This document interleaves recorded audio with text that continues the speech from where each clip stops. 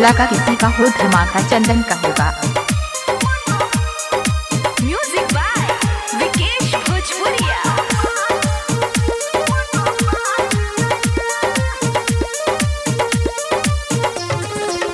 गे दिल तू तोड़ला,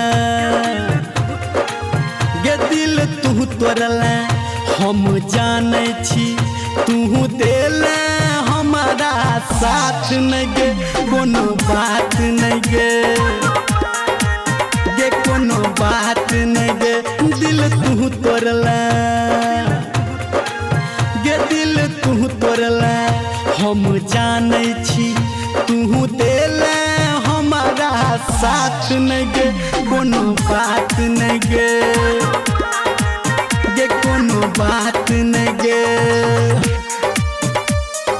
अभी आप सुन रहे हैं धर्मेंद्र निर्मलिया को। इलाका किसी का हो धमाका चंदन प्रेमी का होगा।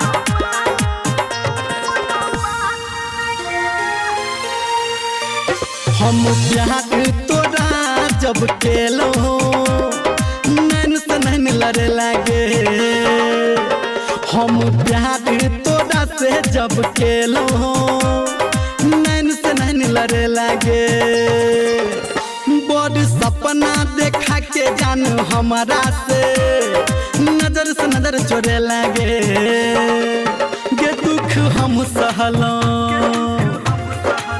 गे दुख हम सहलों, हम जाने छी तू देले हमारा साथ नहीं गे, कोनो बात नहीं गे,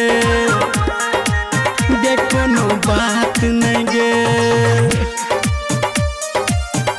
माँ गायत्री रिकॉर्डिंग स्टूडियो मधेपुर चूड़ी बाजार।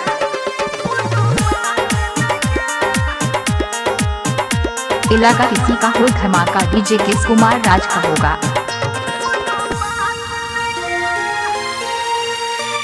दोसरा के तू घर बसा के हमर घर उजर दला, दोसरा के तू घर बसा के हमर घर उजर दला, कहो धर्मेंद्र निर्मलिया गे संतू के तू धर दला, गे सुख तू सहला,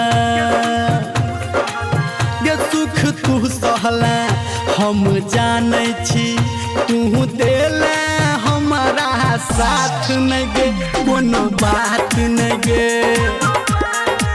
गे कोनो बात नहीं गे, गे कोनो बात नहीं गे, गे कोनो बात नहीं गे। हार्दिक हार्दिक शुभकामनाएं चंदन डीजे का।